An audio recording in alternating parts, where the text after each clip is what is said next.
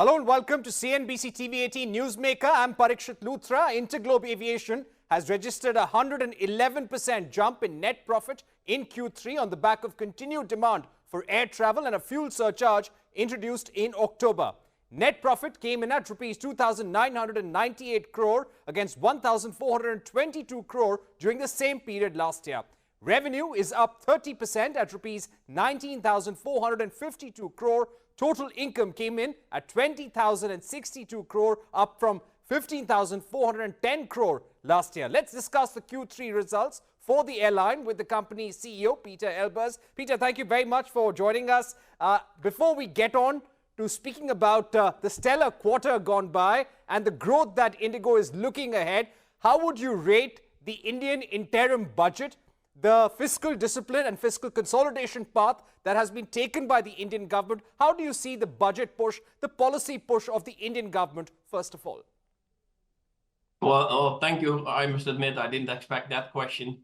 And being a year and a half in the country now, I think I can pretty well comment on the results of Indigo. I'm in probably a more difficult position to comment on the overall budget. But if I were to take out one or two highlights, I think the continued investments in infrastructure, the continued investments in the aviation industry in general, the whole philosophy of Made in India, whereby actually we're collectively building an ecosystem of airlines, airports, manufacturers, service suppliers, and so on and so forth. I think many of these things were seen in a very great reflection in that budget as well.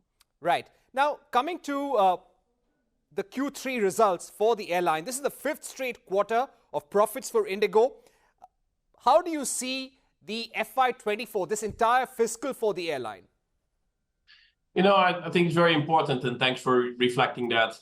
We started to recover from COVID 5 quarters ago, and we started to implement our new strategy, really. And the effects of that have been very solid and very robust. And with that, indeed, this is the fifth consecutive quarter of profits, a doubling of that result compared to last year, a little short of 3,000 crore profit in this quarter, 1,400 something crore 1 year ago. So that doubled. And with that doubling effect, and that's an important aspect, it brings us back to a network positive company. And we're, in fact, that's an important signal that we're recovering from all the losses incurred during COVID. We have been able to have another 27% growth in this quarter and a new record in terms of customer numbers, welcoming 27.5 million customers in a single quarter on board of our flights. Right. So how do you see the growth overall in FY24? What's your prediction like? You know, let me take a step back. We put the ambition out somewhere in 22 to achieve the milestone of 100 million customers in a year. And actually, we're very proud that at the end of calendar year 23, we have achieved that number of 100 million customers in 1 year. And there's just a single digit number of airlines in the world. And that number, we're very proud as Indigo to be an Indian carrier for the first time in history, achieving those numbers. We actually gave a capacity guidance for the entire fiscal year in the north of the mid-teens.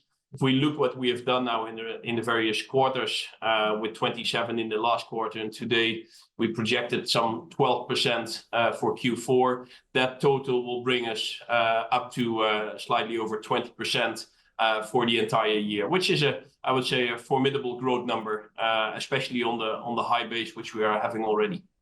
Right. I would also like to ask you about your plans for the next fiscal.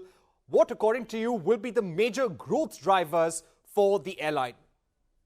Yeah, well, the growth of India as a country and the GDP outlook, the development of the country, and not only in the metros, but even more so sometimes in the tier 2 and tier 3 cities. And we have been able to develop over the past years, and the company is only 17 years young, but we have accelerated a lot of the growth actually in the last year, the last 18 months.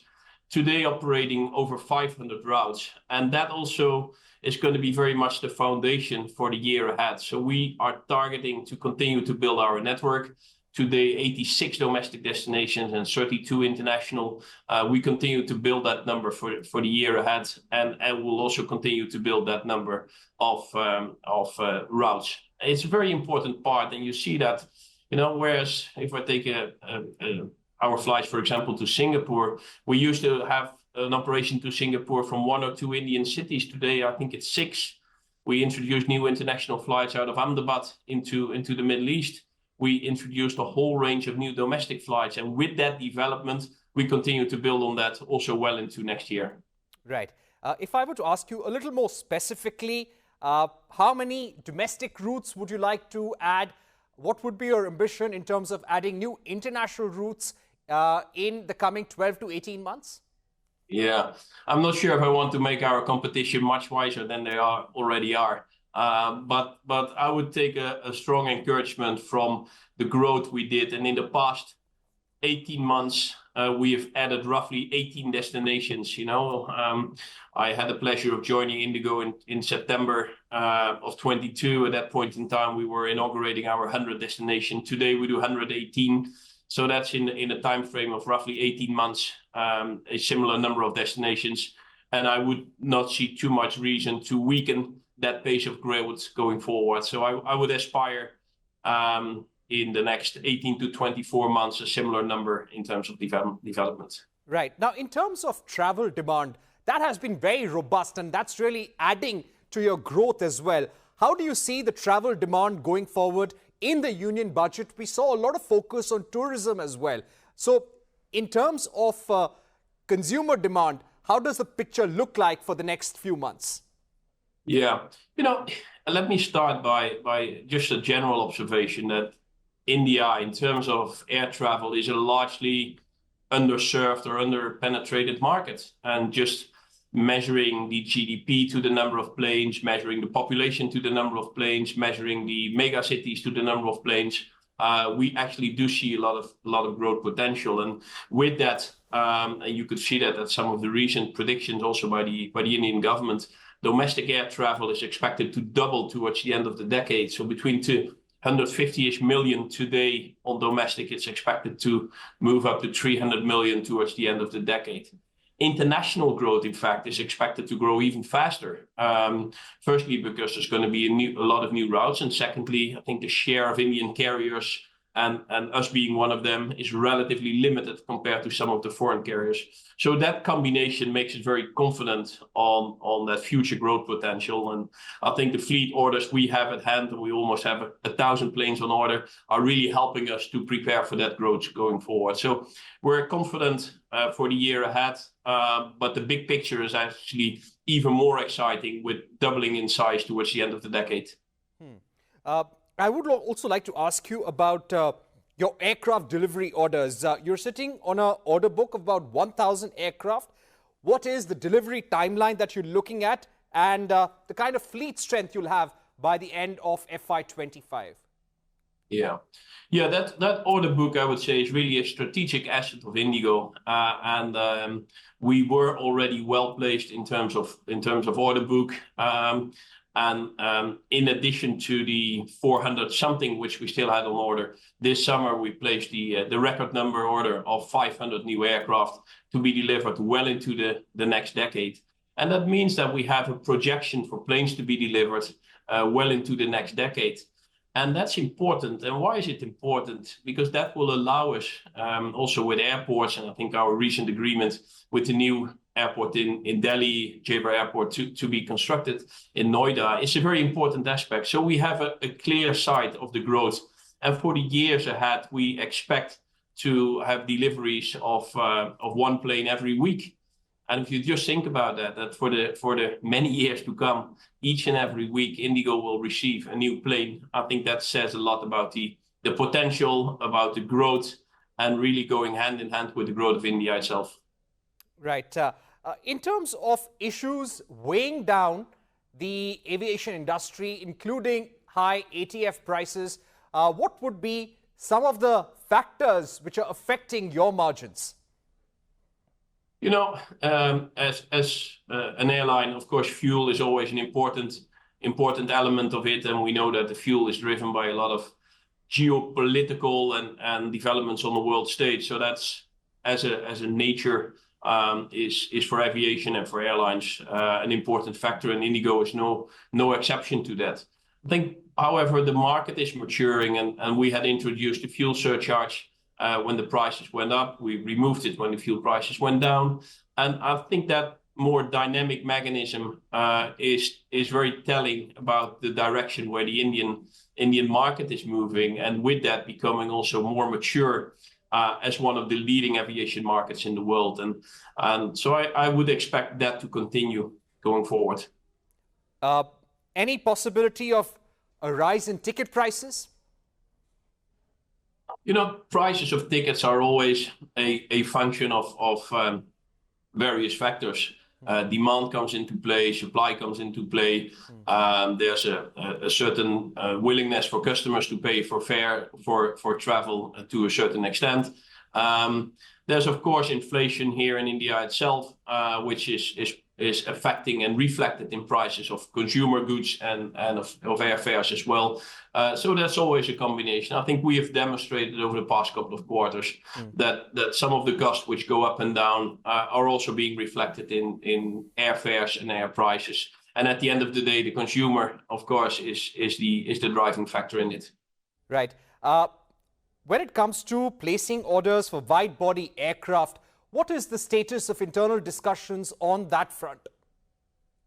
Our reply, and today will be no exception to that, is that we keep all options open, and further no commenting on any suggestions or questions on what is the exact fleet configuration or even different types of aircraft. What is important though, and I'd like to underline that, is that we do have the Airbus 321 XLR on order.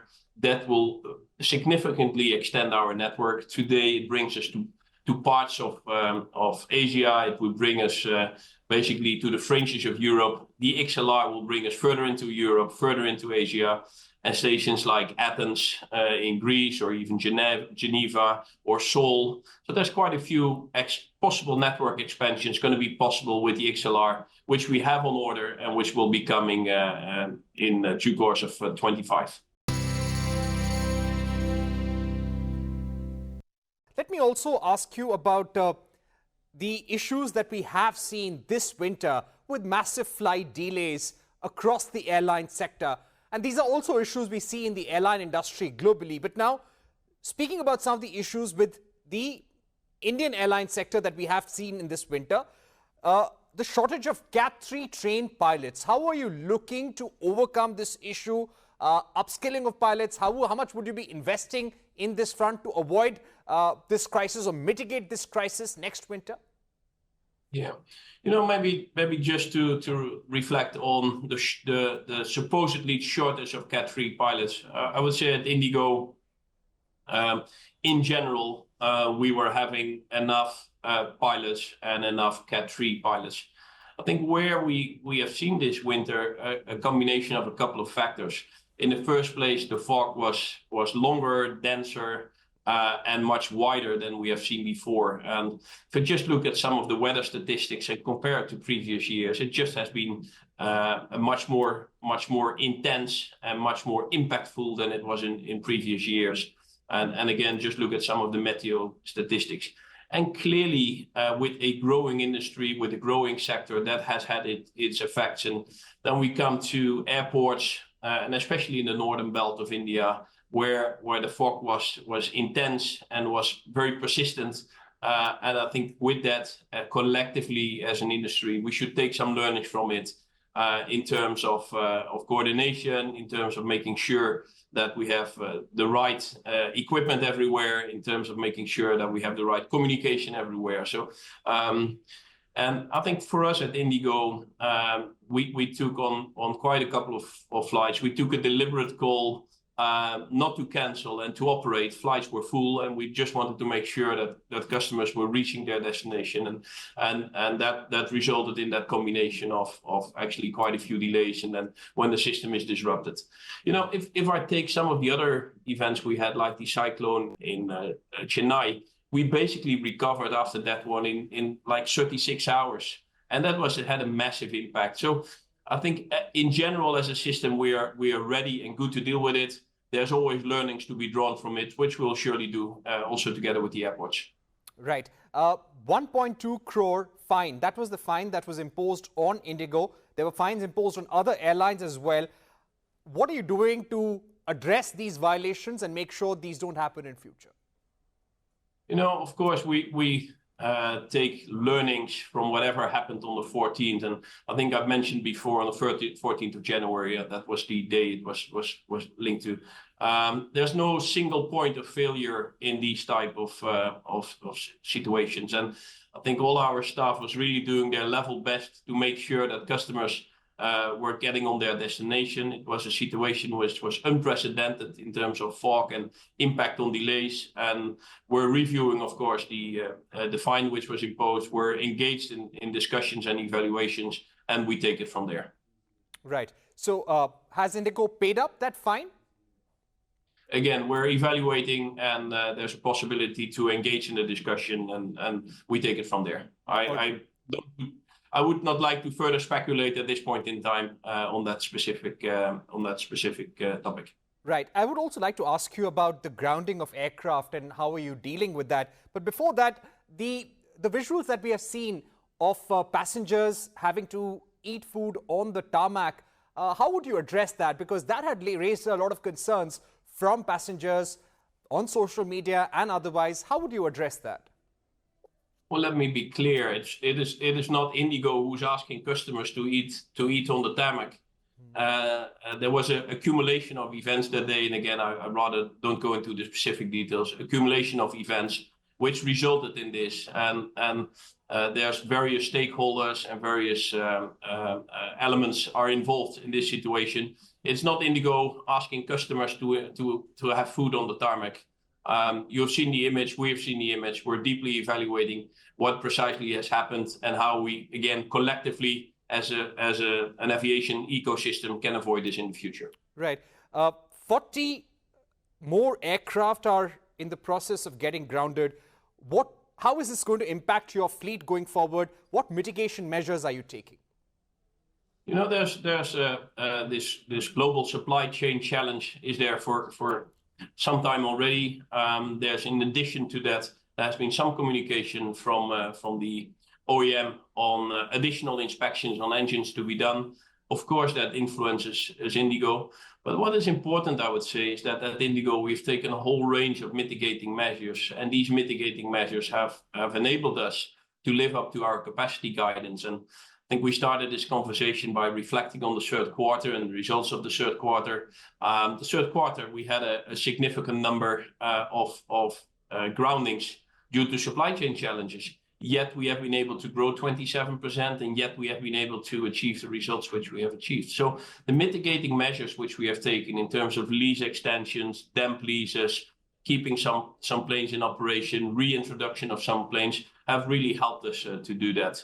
And going forward, the order book of Indigo, which we spoke about earlier, with all these planes on orders and a plane coming in each and every week, are really helping us to mitigate this situation. So, of course, I would wish the situation was not there. Of course, I would wish that we would not have been confronted with this situation with the OEMs, for which we, of course, are in intense and long discussions with them. But I think at Indigo, we have taken a whole range of mitigating measures, helping us to address it in the best possible way. My final two questions to you, Pieter. The challenges for the aviation industry globally. We're looking at a very difficult geopolitical environment. If there's one thing that worries you, looking at the geopolitics right now, what would that be? You know, I think the geopolitical situation and the various complexities in the world have different dimensions. I would when you ask what is the effect on Indigo, I would say there's a couple of them. One, of course, is the supply chain challenges, and the other one is the fluctuations in fuel prices. And I think those are the elements for Indigo. Right. And finally, as we conclude this interview, and as you engage with the Indian government on various issues, do you feel there are certain things, or maybe the top 2 or 3 things, according to you, which the Indian government can do to make sure that the aviation industry in the country grows faster? I think the Indian government has accelerated a lot of initiatives over the past couple of years, and all these initiatives are now starting to bear fruit. The fact that the new airport will open in Delhi, a new airport will open in Mumbai, a whole range of new regional airports have been opened, policies are being changed. So I would actually like to underline all these initiatives and all these efforts which have been taken. And I would say without many of these initiatives, this doubling towards the end of the decade would just not be possible. So we continue to build, and therefore I mentioned it a couple of times already. I think the ecosystem where all the parties have a specific role to play, and the facilitation and the support given by the government when it comes to infrastructure, when it comes to policies, when it comes to making sure that the aviation industry continues to drive. And we started this interview with your question on the budget and the things which are related to that. I think that is all coming together and making sure that the ambition to build a global aviation hub in India and the geographical position and the size and the GDP of the country is really supporting that. That will all come together in the years to come. All right. Thank you very much, Pieter Elbers, for joining us, giving us your view on the Indian aviation industry, what's going to drive the growth of Indigo, and how you're going to get at least one aircraft per week. And that shows your confidence in the Indian aviation industry and India's potential as an economy. Thank you once again for being with us. With that, we come to the wrap of this special broadcast. Thank you for watching, and goodbye.